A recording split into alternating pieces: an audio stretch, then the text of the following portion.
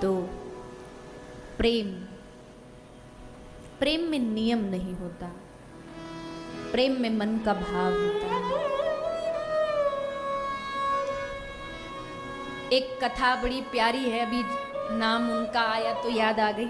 जब भगवान ने गिरिराज धारण किए ना 7 दिन तक, तो इसमें एक बड़ी अद्भुत घटना घटी। 7 दिन तक ये ब्रजवासियों ने कुछ खाया पिया नहीं, गिरिराज जी के नीचे बस खड़े रहे और कृष्ण को देखते रहे। इनमें से एक कथा आती है कि एक बरसाने में गोपी रहती थी, बरसाने में कन्या रहती थी जिसका नाम था माधवी गोपी। और नंदगांव में एक ग्वाला रहता था कृष्ण का सखा जिसका नाम था चंदू। तो माधवी छोटी सी थी तो उसकी शादी चंदू से ब्याह हो गया था। पहले जमाने में शादी पहले हो जाती थी और फिर गौना बाद में होता था, विदाई जब लड़की बड़ी हो जाती तब होता था। तो महाराज इसकी शादी हो गई। अब ये तो मायके ही रही, जब बड़ी हो गई तब इसके विदाई का समय आया। और जब विदाई का समय आया ना, तो इसकी माँ, माधवी की माँ माधवी को समझा रही है, देख माधवी, तू जिस गांव में जा रही है ना, नंद गांव में, ध्यान रखना वहां एक बड़ा खतरनाक आदमी रहता है। अच्छा मैया, क्या करता है वो?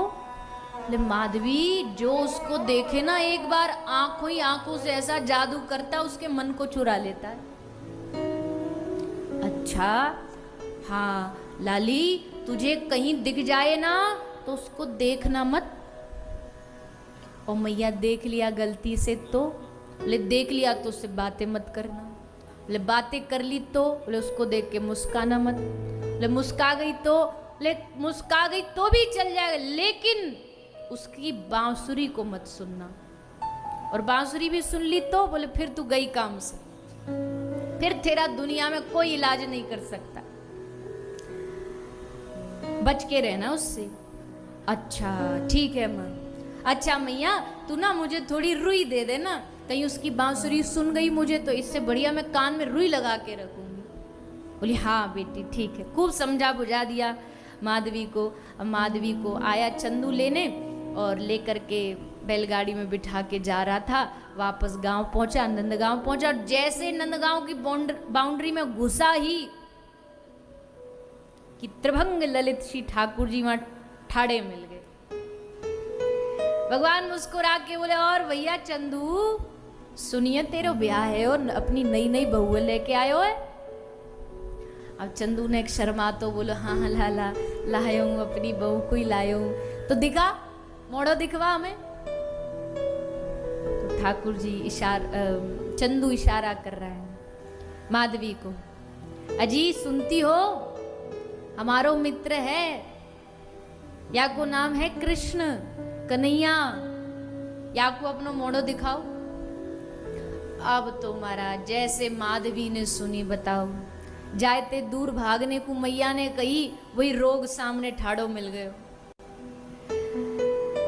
तो माधवी ने जैसे सुनी कृष्ण है, तो अब तक तो इतनो सो घूंघट कर रखो, पर कृष्ण नाम सुन के इतनो लंबो कर लियो, और ऐसे दुबक के छुप के बैठ गई कि नहीं दिखाने नहीं दूंगी कृष्ण को। सो छुपा लिया अपने आप को।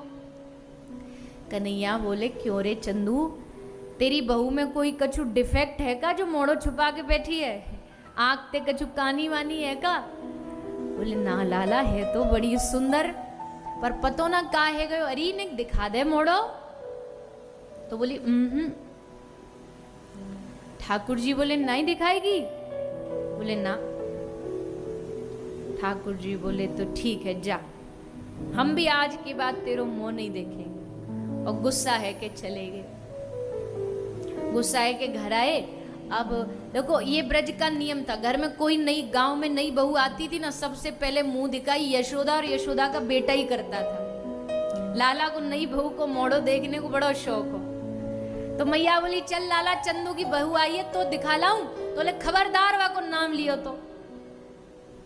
पतो ना कहाँ की अप्सरा आई है, हम ठाड़े, हमने इतनी बार कहीं मोड़ो दिखा दे, दिखाई नहीं रही, आज के बाद हम भी वा को मुंह नहीं देखेंगे। नाराज रह गए ठाकुर जी। माधवी यही बात मानती रही। जब उसको पता लगता कन्हैया गाय चरा के आ रहा है, सारी ब्रज गोपियां बाहर भागती, ये बाहर से भीतर भागती।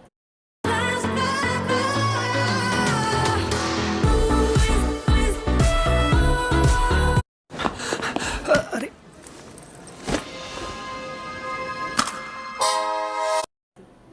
दिख ना जाए, बांसुरी सुने तो कान बंद करके बैठ जाए, सुन ना जाए कहीं कान में बांसुरी। मना किया मैया ने,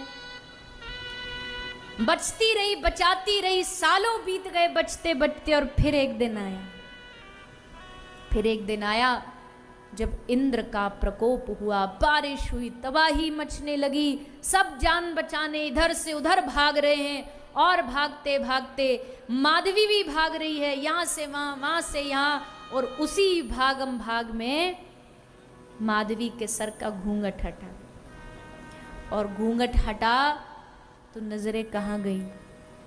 नजर गई गिरिराज जी के नीचे एक बड़ा प्यारा सुंदर हस्त कमल, कमल के समान जिनके हाथ हैं, ऐसा सुंदर हाथ श्री गिरिराज जी के नीचे लगा हुआ है। गिरिराज जी के नीचे जैसे माधवी ने इस हाथ को देखा, हा ये किसका इतना सुंदर हाथ, ये कौन है? नजर दृष्टि आगे बढ़ी, कंठ देखा, ये इतना सुंदर कंठ किसका है? जैसे आगे आगे बढ़ती बढ़ती गई, प्रभु के रूप को देखा और देखते ही खड़ी की खड़ी रह गई।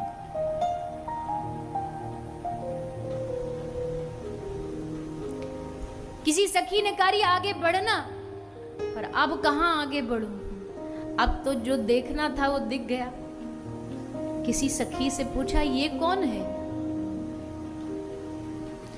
कहा कि अरे बावरी यही तो है वो जिससे तू बचती फिरी भागती थी, यही तो वो कृष्ण है।